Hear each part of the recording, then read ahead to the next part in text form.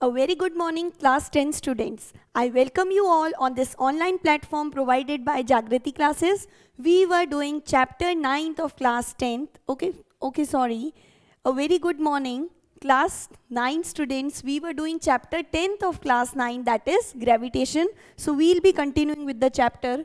So this video lecture is for class 9th students. Okay, and we were doing chapter 10th of class 9th. This gave me a tongue twister in the introductory part, so forgive me for that. So we are doing the chapter 10th. The name of the chapter is gravitation here. And this is for class 9th. So now in the previous video lecture, we discussed that this is quite interesting chapter, gravitation. Then I told you the difference between gravity and gravitation. In the last, we discussed what do you mean by the term universal law of gravitation. This is the one law which you have to study. And this chapter previously it was very larger compared to the syllabus of the chapter because it included many topics like thrust, pressure, Archimedes principle. Then you had the topic of buoyancy, pressure in fluids, everything. But now what has been done by CBSE? CBSE has deleted some portion, not some, quite a large portion of this chapter because it was a lengthy chapter. So now you have, according to the revised syllabus, very concise topics or very precise material what you have to study regarding the chapter 10th, gravitation. So in the last video lecture, I told you about universal law of gravitation, and then we also discussed its importance or the applications and uses of this universal law, which is even given in your books, the 4 points. It is written applications of universal law of gravitation. So what were the uses? Then if we revise it, the uses were this law gave the explanation that why do the planets revolve around the sun, and then it also explained us why the moon revolves around our earth, and the formation of tides and etc. So all these phenomena which cannot be explained previously, when this universal law of gravitation was discovered, these phenomena had their concepts. Okay. Then what we discussed after this, that is after universal law of gravitation and its applications, we saw a very important topic, that is relation between capital G and small g. And even I told you a difference between both the terms capital G and the term small g. Okay, this is again very important. I told you in a comparative manner because most of the students remain confused. Then after this, after the differentiating point, we discussed the relation between capital G and small g. So capital G, again revising, it is what? It is the universal gravitation constant, whereas small g signifies you acceleration due to gravity. And this acceleration is being introduced first time in the topic of free fall. So I explained you giving an example and the concept that what do you mean by free fall. What was the important condition to observe free fall? Can you answer? Correct. The important condition was whenever an object is said to be in free fall condition, that means it should fall only under the influence of gravity. This is the first point. That is, the object should fall only under the influence of the gravitational force. And gravitational force by Earth is known as gravity. The next important condition which you should remember about free fall is, we said that only one kind of force acts on an object. That means the air resistance. Air resistance is what? Air resistance is the force exerted by the air on the object. More is the surface area of the object, more will the object have a air resistance. But during the condition of free fall, we take this air resistance to be 0. I hope you got these terms, what is free fall. So now one important point regarding this free fall is, we can write whenever an object undergoes free fall, then the object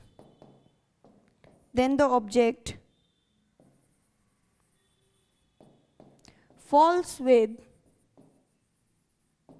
a constant value of acceleration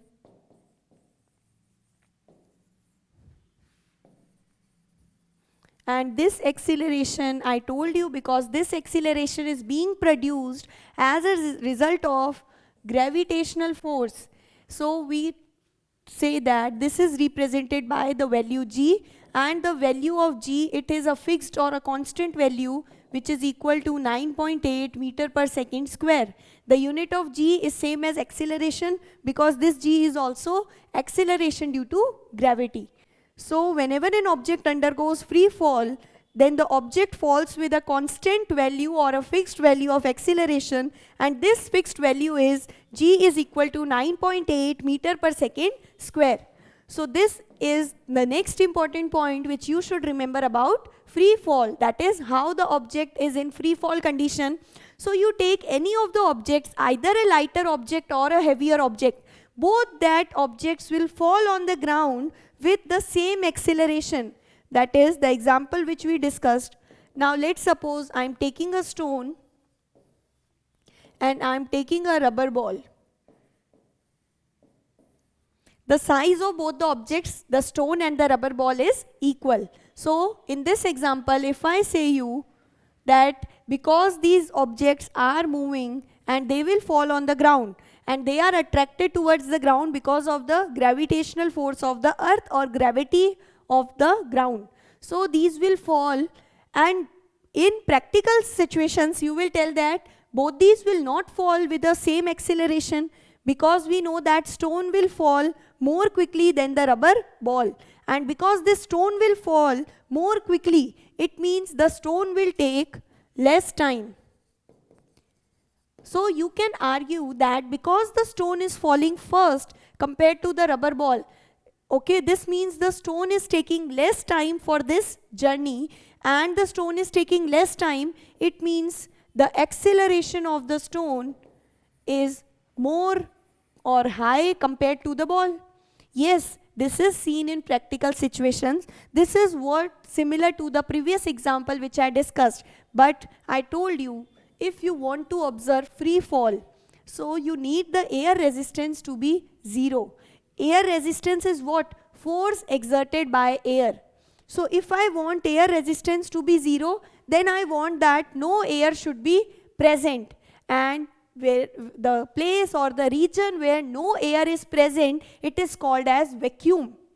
So if I give it a vacuum condition, okay, like if you take it in a vacuum box, we are providing both these in the vacuum condition now. Vacuum means where the air is absent or no kind of air is present. So under this vacuum condition, what you will observe, this same experiment if you carry out in vacuum condition, both the stone and the rubber ball will reach the ground at the same moment, the same instant, that is they will reach the ground at the same time. And in this condition, in the condition of vacuum, we say that when the objects fall from a certain particular height and they reach the ground on the same time, because both the objects, they move with a similar acceleration which is small g, and the magnitude of small g is 9.8 meter per second square for both the objects. And because they have the same rate of acceleration, they will fall on the ground at the same time. But when there is vacuum. But you know, in the practical examples, you cannot have a vacuum there. Okay, if you try to drop a stone and a rubber ball from your balcony, you will observe that if the rubber ball is lighter in mass compared to the stone would fall on the road or on the ground more faster than the ball. But for free fall, we say you should have vacuum. And whenever you have the condition of vacuum, then the object will fall with a constant acceleration. And I also told you a very important topic, that is calculation of g. Calculation of acceleration due to gravity. So now we will be calculating this value of g is for the earth. That is, this shows you acceleration due to gravity by the gravity of earth. But I told you we will be considering, now we'll be calculating g, that is acceleration due to gravity, calculation of acceleration due to gravity by the moon. That is, now you have to calculate the value of g moon. And here which we calculated the value of g for earth, we used a formula gm upon r square. This is the relation between capital G and small g. Okay, this is acceleration due to gravity, this is universal gravitational constant. M here was the mass of earth, and we used capital R, which was the radius of earth. And we got the answer. If we solve this, then we got the g value of earth to be 9.8 meter per second square. Now we'll be solving out the value of g for moon. So the formula which we'll be using would be same. Gravitational force of moon would be capital G m upon r square. Here m would be what? M would be mass of moon and r would be radius of moon. And yes, if you are asked in calculations or if you are asked in exams to show the calculation of g value, then you have to learn the values given in your books. That is, you have to learn the mass of earth, radius of earth, and in the similar manner you have to learn the mass and radius of moon. And the values for mass and radius of the earth and moon are given in your CBSE textbook if you observe them carefully. Okay? A table is being made. So according to this table, the mass of moon is 7.36 into 10 raised to the power 22. So here we have the mass of moon to be 7.36 into 10 raised to the power 22 kg, and the radius of moon is, as it is given in your books, it is 1.74 into 10 raised to the power 6 meter. So these are according to the values which are given in your books. And for finding the gravity on moon, what you have to do, you have to substitute these values. So if I substitute the values, then gravity of moon would be g is what? 6.67 into 10 raised to the power minus 11. The unit is Newton meter square per kg square. And then the value of m when we are putting, it would be 7.36 into 10 raised to the power 22 kg divided by square of radius, which means 1.74 into 10 raised to the power 6 and square. I told you how to do these calculations. This 6 is being squared. It means firstly I will be separating the constant terms and the exponents. Exponents is the power terms. So these are my exponents, that is the term containing the power. So firstly I will be writing 6.67 multiplied by 7.36 divided by this 1.74 is being squared. So I will be writing it 2 times 1.74 multiplied by 1.74. Next is what? Next I will be writing the exponent terms, 10 raised to the power minus 11 multiplied by 10 raised to the power 22 divided by 10 raised to the power 6, which is also being squared. So I told you how to square this. Whenever you have 10 raised to the power n and a bracket, and outside the bracket you have the other power to be n. So the answer is, the base remains the same, that is 10, and both these powers get multiplied. M multiplied by n. Remember, you do not have to square this 6. Okay, you cannot write 10 raised to the power 36. No. The rule says that both the powers should be multiplied. So accordingly, 6 and 2 should be multiplied. So 6 multiplied by 2 gives you a power of 12. Now what we have is, when you will solve, you can solve this. This is the basic calculation. You will remove the points, then you will cancel it out, and you will be getting a final answer. For this, how you will do this? 10 raised to the power 12. When I bring it upside to the numerator side, the power would be minus 12. And once I do 22, now you have 10 raised to the power minus 11, 10 raised to the power 22 multiplied by 10 raised to the power minus 12. So you know when the bases are multiplied, the powers are being added, and you know that here it is plus 22 minus 12. So you will be subtracting both the powers, because plus minus is minus, and 22 minus 12 gives you what? So this power is still remaining, 10 raised to the power minus 11 multiplied by plus 22 minus 12. Plus minus is minus. So you will be getting, subtracting both the terms. So you will be getting 12 here. And the 12 would carry a plus sign because the higher number has a plus sign compared to the lower value of the number 12. So you will be getting, now if you solve this, plus minus is again minus, and the power which you will be getting is 1, because 12 minus 11 gives you 1. I hope you understood this calculation. You have to remember this formula. This you have to also remember how we derive this formula. The next, you have to remember the values of mass of moon and radius of moon. Then you have to substitute these values in the formula as we did when we found out the gravitational force by Earth. And then once you substitute, I'm just telling you how to solve it out, okay? And this solving, you should know that how you solve the power terms or the exponent terms, because this would help you in the numericals as well.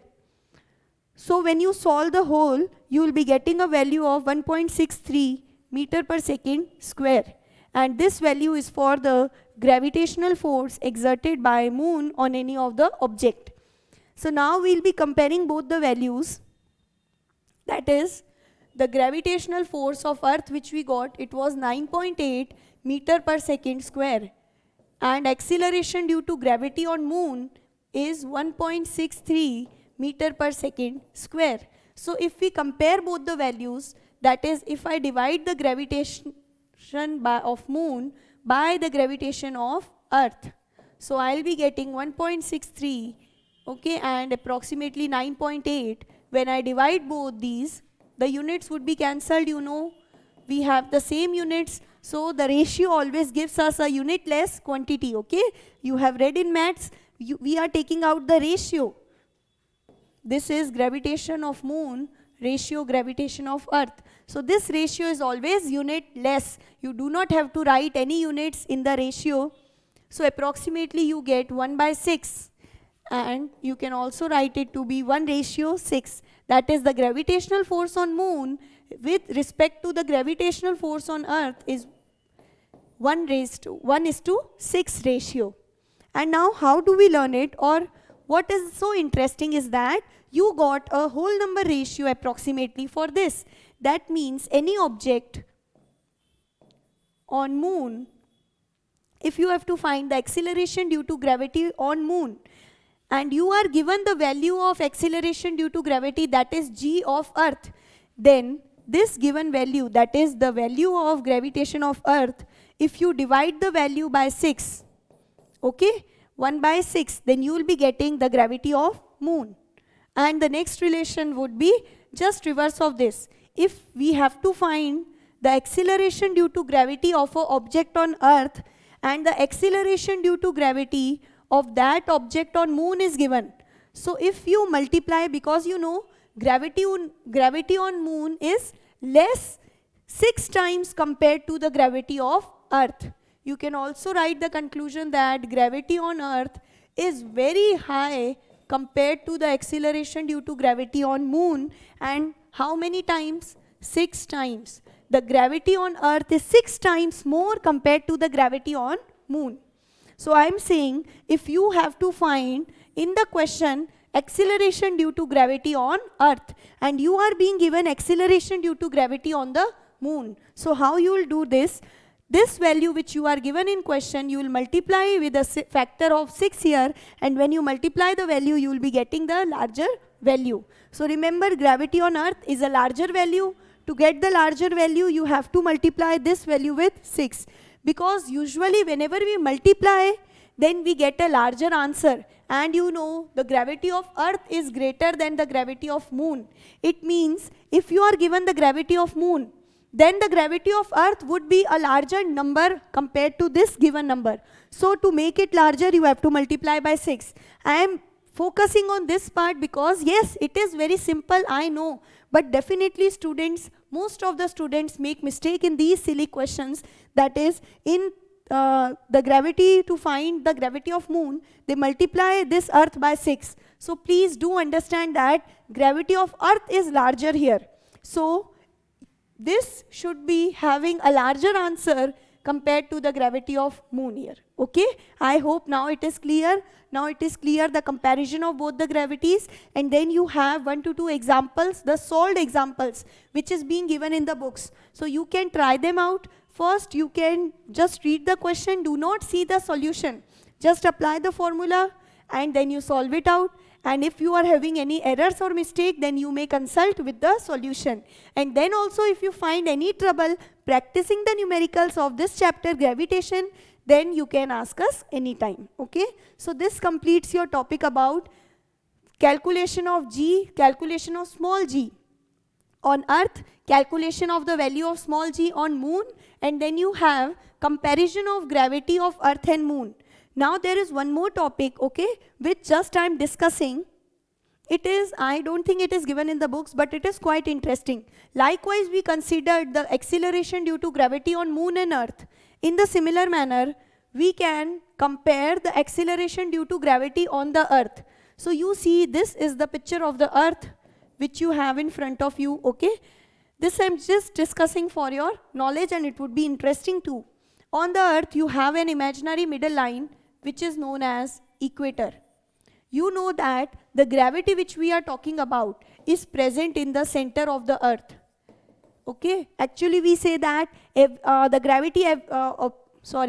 gravity attracts every object towards the ground. It means we cannot, but practically the earth is elliptical or circular in shape. This means the gravity attracts every object to the center of the earth. The gravitational force of the earth is towards the center. Okay, but because we have very smaller size compared to the earth, we do not see the earth to be spherical, we see the earth to be a flat surface. This is all concepts of junior classes, I know. Okay, you all understand this. So the gravity of earth is actually a force which pulls every object towards the center of the earth. Now you have an imaginary middle line in the center of the earth, which is called equator, and because the gravity is also present in the middle section, so we say that gravity on equator is very high. Now we are considering the gravity on different parts of earth itself. So the gravity, you have the gravity at equator. In fact, you have the gravity at each and every point, but we say that the gravity at equator is very high compared to the gravity at the poles. Okay, so the gravity at equator is high compared to the gravity at poles, because as we move away from this center region, then the gravitational force decreases somewhat in magnitude. Okay, the difference is very low, but it is significant. So you have to remember that gravity at the equator is high because gravity is the force which is attracting everything in the middle region. So there is an example, if a person weighs himself, that is if a person measures his weight at the equator, and then if the person measures its weight at the poles, then he would find different weights on the pole and the equator. Okay, so this was a question. You weigh just a bit less at the equator than at the poles. Now we'll be moving on to the next topic which is given in your books, that is mass and weight. This is again a very important topic. Till now you have been using both the terms in a similar manner, that is in a similar meaning. So now you have to learn the difference. Actually a difference is present in both these quantities, mass and weight. So for understanding, we can say that the property mass, it is an intrinsic property. Okay, I can say that mass is a intrinsic property.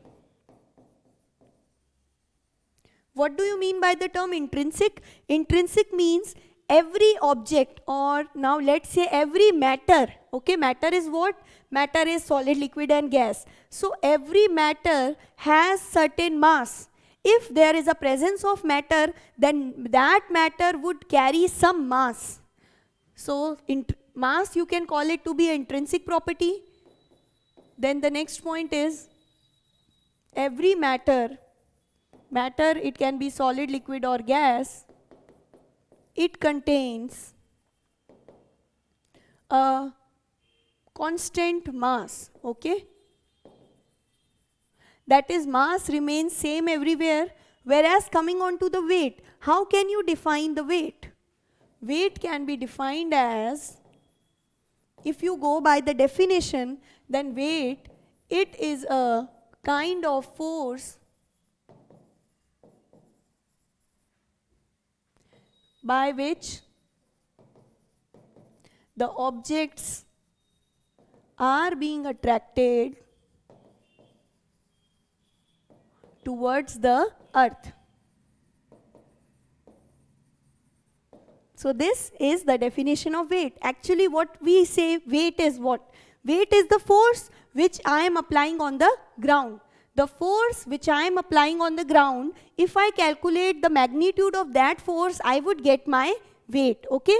If I drop this pen, if I put this pen on the ground, then the force which the pen is exerting on the ground, it would give you the weight of this pen.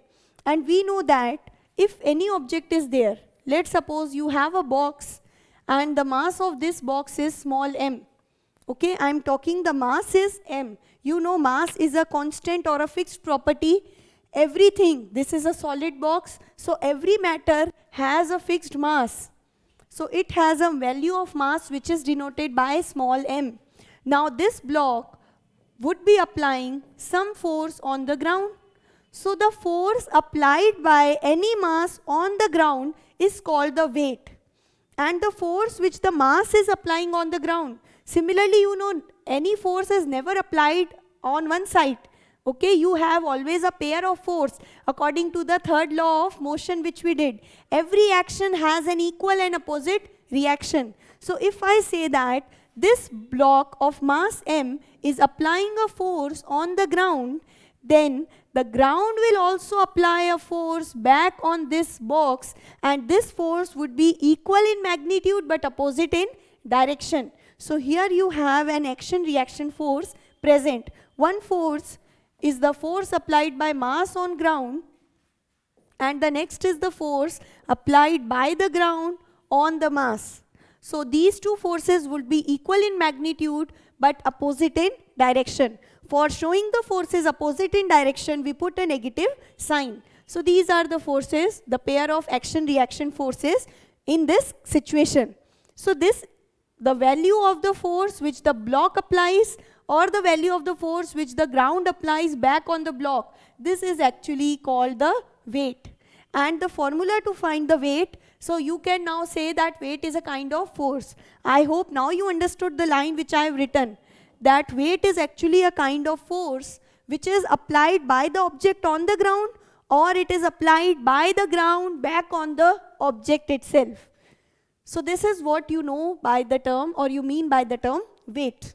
So weight is a kind of force by which the object is attracted towards the earth, and because weight is a force, so W, which means weight, this weight is equal to the force, and you know according to the second law, the formula of force is F equals to ma. So here m would be the same, that is mass of the object. Mass is an intrinsic property, that is it is a fixed quantity, whereas in place of a, we'll write g here. Yes, because acceleration is replaced by g whenever you are studying mass and weight, or whenever you are studying about gravitation. So because we have weight is a kind of force where the earth is involved.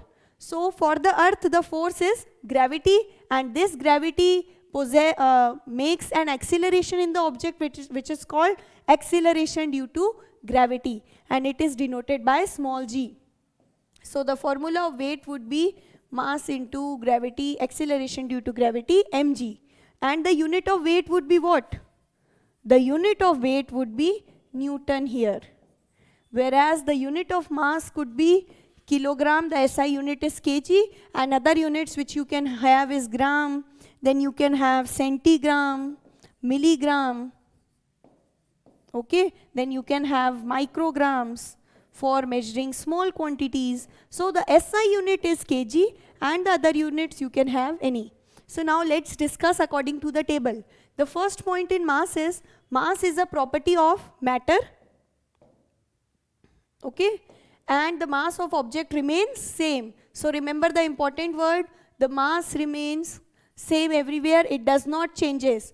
The mass of any object on earth would be the same to the mass of any object on moon. Okay, so mass of this pen, if I measure the mass on earth and if I measure the mass of this pen on Mars or Pluto or any other planet, Pluto is not there now, so the mass remains same everywhere. Whereas weight, this weight is depending on gravity. You see W equals to mg, and as we know, for gravity you have different values for different planets. So if I tell you the weight of which object, the weight of any object would be heavier on earth or on moon, can you say me? We'll be discussing this question at the last.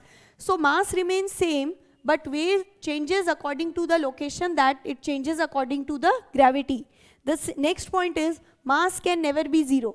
I told you every matter here, it contains a value of mass. So if something is present, solid, liquid or gas, then it would have a mass.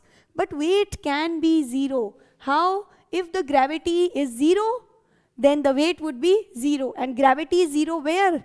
In space. In space you have this g to be 0. And when you put this g to be 0, then m into 0 would give you an answer 0.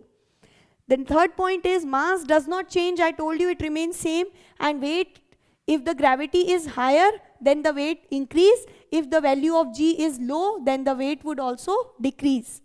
Fourth point is mass is a scalar quantity. It means it only has a magnitude, whereas weight is vector. It has a magnitude and direction. How come? That this box is applying weight on the ground and the direction is what? Vertically downwards. So remember, the direction of weight is generally vertically downwards. So weight is hence a vector quantity. Mass may be measured using an ordinary balance and weight is measured using the spring balance. Okay. Mass is measured in grams and kg. I told you that this kg is the SI unit and there are other units. But the unit of weight is what? Because weight is a kind of force, the unit of weight is same as the unit of force, which is newtons. So this is the comparative account, and I hope you have understood the topics which I explained you, mass and weight, based on examples. So mass of any object remains same, whereas weight changes. When the gravity increases, the weight would increase, and if the gravity is lower, the weight would decrease. Now we have one interesting question with us, that is, person A brought gold, okay, from, let's say, he brought a gold from Mars. Or let's say he went to the moon and brought gold from the moon. Now, he came to earth. Yes, this person A might be an alien. So now he came to earth and measured the weight of gold. So, how the weight of gold differs on moon and earth. So it is being asked that there was an alien named person A. He brought some gold from the moon. And now when he came to the earth, he again measured the quantity of gold. But he was very sad because, or he was happy, you have to tell this. Either he was sad or he was happy because he got two different weights of gold. That is, weight of gold, when he measured it on the moon, it had a certain number. But weight of gold, when he measured the same on the earth. Now can you tell me, weight is what? Weight is m into g. The gravity acceleration due to gravity, we know that acceleration due to gravity of moon is lower, 6 times lower. Okay, so we say that the g of moon is low and the gravity acceleration due to gravity of earth is high. So now tell me, if the gravity of moon is low, we have discussed the gravity of earth is 6 times more compared to the gravity of moon. And we know from the formula that this weight is directly proportional to gravity. That is, if gravity will increase, then the weight will also increase. So now, the weight of gold which he brought, because the gravity of earth is high, so weight of gold on earth would be high. And this weight of gold which he measured on the moon, so the weight of gold on the moon would be lower. And hence, that person A gets very happy. Okay, so this was our question. I hope from this example it is very clear that weight and mass of that gold would remain same. But here we have given the weight of gold. So the person would be happier because when he brought the gold on moon, when he purchased gold, then this gold had a lower weight. And when he came on the earth, he became very happy because the weight of gold on earth increased. He was quite surprised because he did not know the reason behind this. But if a person purchases gold from the earth and then he goes to the moon, then the person would be very unhappier or very sad, because on earth you will have a higher weight of gold. But when we go on the moon, then the weight of gold which we purchased would decrease, and we would say that either we have lost gold or someone has theft the gold from us. But the reason, it is because of the difference in the acceleration due to gravity, or the value of small g is varying on different planets, on earth, on moon, on everything. So this, I hope, I have completed the chapter. Okay, I hope every concept is cleared. This was the last topic which we need to discuss. Now from the thirst and pressure, everything is being deleted. So please do try the numerical question, in-text question given in your books. These are very easy. You will be easily able to solve them. Thank you for joining today's class. If you have any sort of difficulty in this chapter, that is chapter 10th, gravitation, then you may ask. And from the next video lecture, we'll be starting a new chapter. Till then, stay home, stay safe, and keep following, keep practicing. Okay, practice is the key to success. So do practice, do remove all your doubts. Thank you for joining today's class.